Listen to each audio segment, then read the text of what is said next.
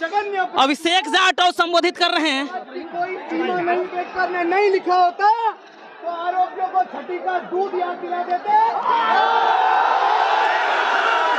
लेकिन अपनी बहन को मरने नहीं देते।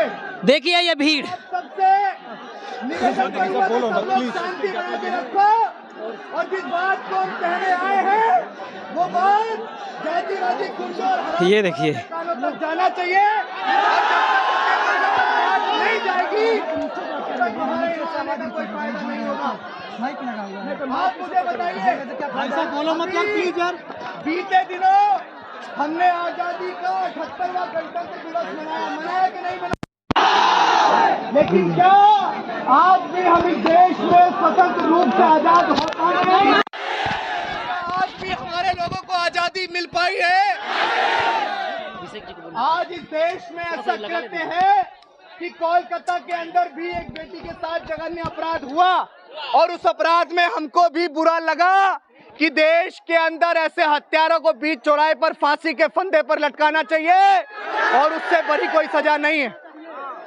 हमारा मार्च चल रहा था, हम मुंबई के अंदर थे, हम लोग महाराष्ट्र के अंदर थे, लेकिन यहाँ इस जिले में, इस प्रदेश में आने को इसलिए मजबूर हुए क्योंकि बिहार का शासन प्रशासन ये भूल चुका है कि जो लोग संविधान को हाथ में लेकर चल रहे हैं वो अपनी बहन बेटियों की इज्जत आबरू के लिए सम्राट अशोक की तलवार भी हाथ में उठा सकते हैं, इस बात को याद रखना। अब मैं आपसे पूछना चाहता हूं बिहार के लोगों, मैं आपसे पूछना चाहता हूं मुजफ्फरपुर के लोगों, क्या इस देश में हम लोग मरने के लिए पैदा हुए हैं? क्या इस देश में हम अपनी बहन बेटियों की इज्जत आबरू को लुटवाने के लिए पैदा हुए हैं? आप देखिए ना, इससे बड़ा शर्म का कोई विषय हो सकता है कि इस घटना को हुए 1 हफ्ते से ज्यादा होने वाला है लेकिन आरोपी अभी तक गिरफ्त में नहीं है।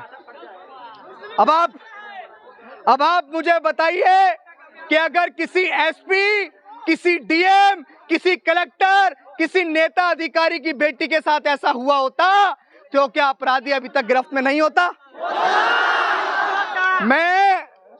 मैं यहाँ की सरकार से विनम्रता पूर्वक आप सबके भरोसे इस बात को कहना चाहता हूँ कि डॉक्टर बाबा साहेब अम्बेडकर के मानने वाले लोग पूरे विश्व और पूरे देश के अंदर रहते हैं। अगर किसी को यह भ्रम हो चुका है कि वो बिहार के अंदर हमारी बहन बेटियों का शोषण करेंगे, हमारी बहन बेटियों की इज्जत आबरू लूटेंगे, उनके साथ जघन्य अपराध करते हुए उनकी हत्या करेंगे, तो इस बात को याद रखना यहाँ के जातिवादी गुंडों और हरामखोरों कि हमारा समाज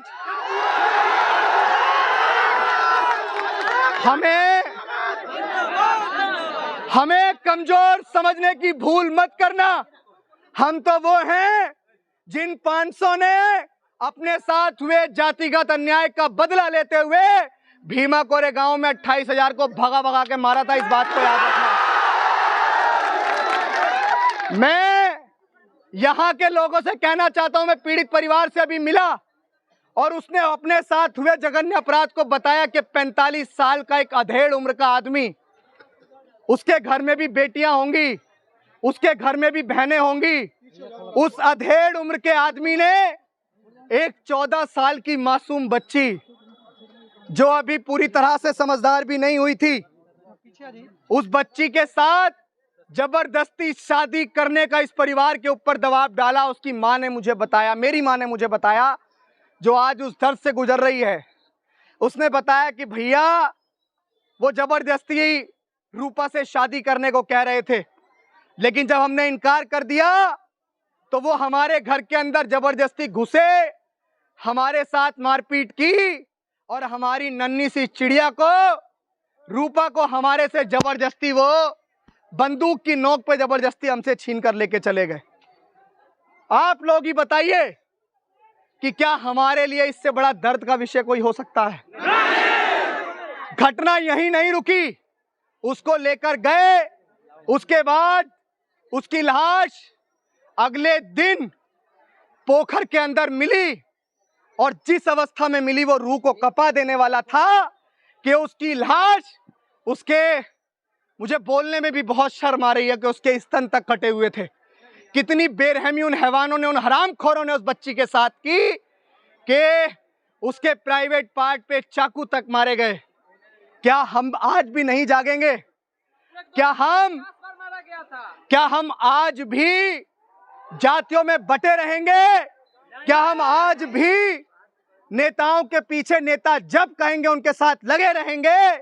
या अपनी बहनों को न्याय दिलाने के लिए एक झंडा, एक नीला झंडा, आप उसके मोहताज होने चाहिए और न्याय की आवाज जहां बुलंदी से उठनी चाहिए आप उसके साथ खड़े रहने चाहिए।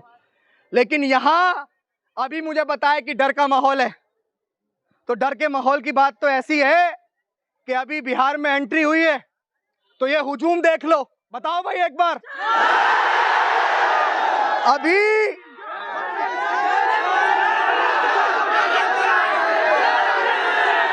सुनो,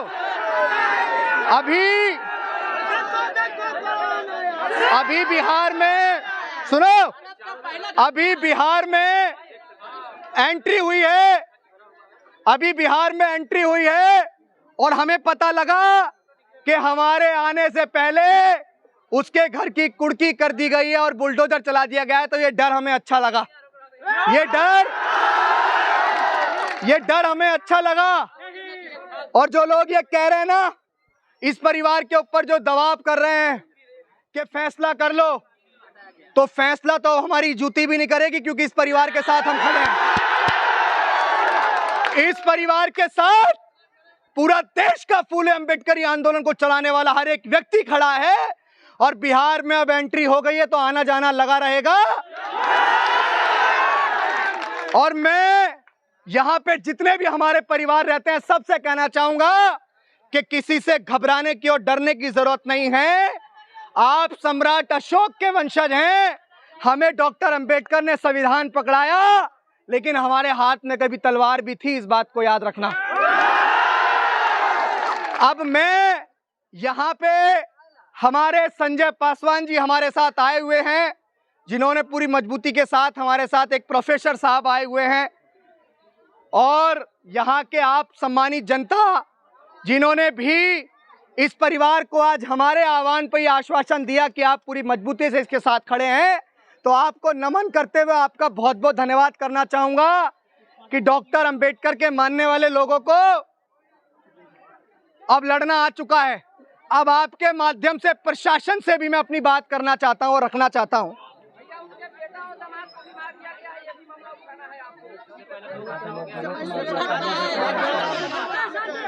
कब तीसरा घटना वही उसी ने किया है ये।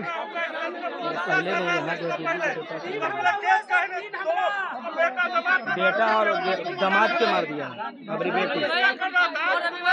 आप ये देखिए कि अभी ये भी जानकारी मिली है कि इससे पहले इस परिवार के अंदर 2 घटना हो चुकी हैं।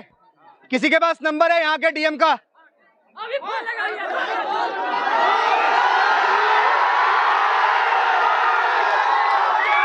नंबर दीजिए।